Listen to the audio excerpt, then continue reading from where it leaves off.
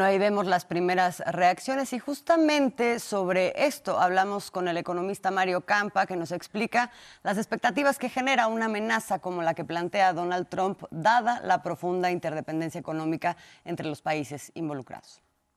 Bueno, lo que sucedería si se le aplica una tasa arancelaria a Canadá y a México del 25% y un 10% a China encima de los aranceles que ya se pusieron por allá del 2020, pues ocasiona que los productos importados de esos tres países se encarezcan en esa proporción.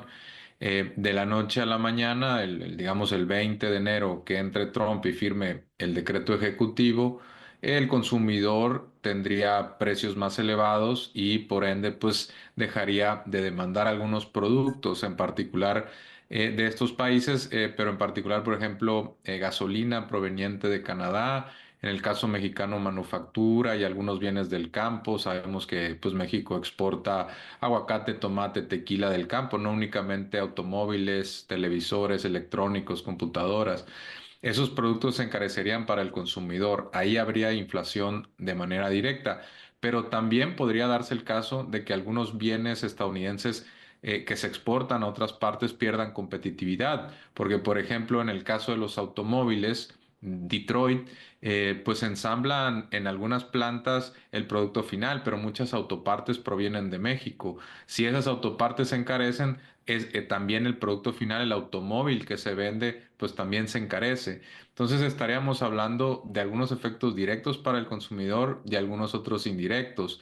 Algunos serían más políticos que otros. A la gente no le gustaría gasolina más cara de la noche a la mañana, no le gustarían granos más caros, no le gustarían electrónicos y en el caso de China, pues ya tuvieron una ronda y sí produjo más inflación. Entonces, definitivamente sería un golpe para las economías en cuestión, también para los Estados Unidos.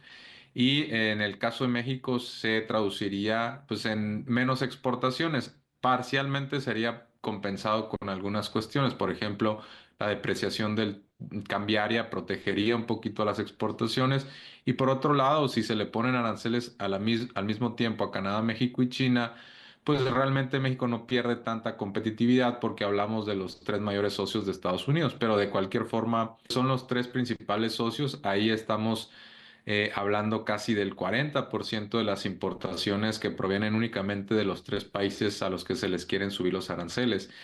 Hoy la reacción en las bolsas es que las tres grandes armadoras de Detroit, que son General Motors, Stellantis y Ford, cayeron tremendamente. General Motors 9%. Se espera que sus márgenes caigan, que pueda haber más desempleo también en ciertos estados del cinturón del óxido en los Estados Unidos. Entonces, no conviene a ninguna de las partes. Puede ser que sea una táctica de negociación de Donald Trump. Está afectando la incertidumbre sin duda alguna, pero yo dudo mucho que la tasa del 25% a Canadá y a México perdure hacia el final de las negociaciones, ¿no? Justamente por las implicaciones que tendría una medida como esta, Campa anticipa que la lanzada de Trump podría ser más, ya lo escuchábamos, una estrategia para intentar mejorar su capacidad de negociación con el fin de sí aplicar algún grado de impuesto a la entrada que no sea tan costoso. Bueno, yo creo que, digo, es difícil ponernos en su cabeza exactamente lo que está planeando. Él es un negociador y estira la liga. Sabemos que esas tácticas ya las utilizó antes. En el caso de México, algún momento amenazó con aranceles y no los implementó. En el caso de China eran más aranceles y luego los bajó. Le llamó fase uno, fase 2, a una desescalada también de las tensiones. Entonces sabemos que es un tipo que estira la liga y luego hace algunas concesiones. Es difícil imaginar que no va a hacer nada. Yo creo que tampoco se presentaría ese escenario. Probablemente sea un caso intermedio donde esas tasas del 25% sean simplemente para ganar un poco de terreno de negociación y que eventualmente bajen. Ahora, si Estados Unidos quiere que las importaciones desde China no suban a pesar del arancel del 10%, entonces probablemente no subiría más del 10% las de Canadá y de México. Si suben mucho las de Canadá y México, pues entonces China estaría regresando con más productos, cosa que Estados Unidos no va a querer por cuestiones geopolíticas. Entonces probablemente esa tasa del 25% a partir de negociaciones termine siendo del 10% o inferior.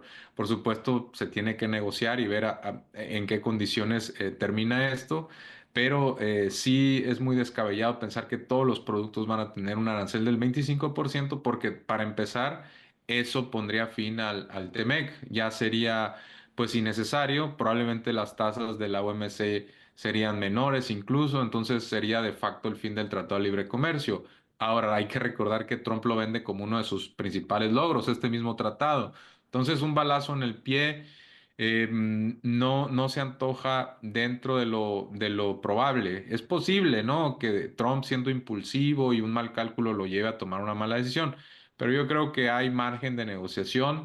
México puso puntos interesantes hoy a través de su presidenta en discusión: el tráfico de armas, la responsabilidad del consumo de los Estados Unidos, la interconexión de las cadenas de suministro, en particular de la industria automotriz, que se vio reflejado hoy con caídas en la bolsa, y así otras industrias. Entonces yo no creo que el escenario propuesto de Donald Trump vaya a ser el que termine. El actual que se está discutiendo vaya a ser el que termine asentándose, ¿no?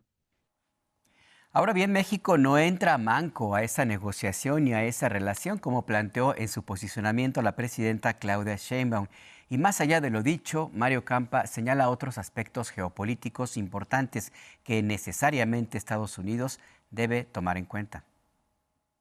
Existen otras posibilidades que México puede, con mucha sutileza, sondear. Por ejemplo, la entrada a los BRICS, una solicitud de admisión, aunque no se termine ejecutando, podría hacer que Estados Unidos tuviera mucho cuidado porque puede perder. México no se considera un aliado natural de los Estados Unidos, pero sí una nación neutral con una geografía que comparten. Si ya de plano México se va a los BRICS, pues sí sería un golpe duro a Estados Unidos en un momento en que pues ha tensado relaciones con otros países como es Colombia, incluso con Francia. Por supuesto, la geopolítica lo ha ido marginando. En ese sentido, pues no es cualquier cosa que México se acerque a los BRICS, que se acerque a China. Y yo creo que Estados Unidos también tiene que tener mucho cuidado con eso. Y es parte, por supuesto, de las cartas de negociación que tiene México, ¿no? Y finalmente, Mario Campa menciona lo que hubiese sucedido en el caso de que México y Canadá se hubieran plantado como aliados para hacer contrapeso a Donald Trump en su momento, algo que fue finalmente saboteado por Canadá con el mayor de los costos para ese país. Sí, poner la cooperación como primera bandera y una firmeza también de trasfondo es la postura correcta. Con Canadá es complicado porque Canadá, a través de Trudeau y a través de algunos gobernadores, pues prácticamente tiraron a México abajo del camión, diciendo que pues Estados Unidos y Canadá pues que sí, ya habían impuesto aranceles a China y les preocupaba que México, que a través de México se colaran ciertos productos. Ahora, pues eso cambió ayer cuando Donald Trump incluyó a Canadá en un arancel del 25% y Trudeau tuvo que desdecirse, tuvo que decir que están analizando la situación, que van a tener una postura en común con los gobernadores. Ya no tocó, por supuesto, a México porque sabe que ese escenario ya se le fue, ¿no?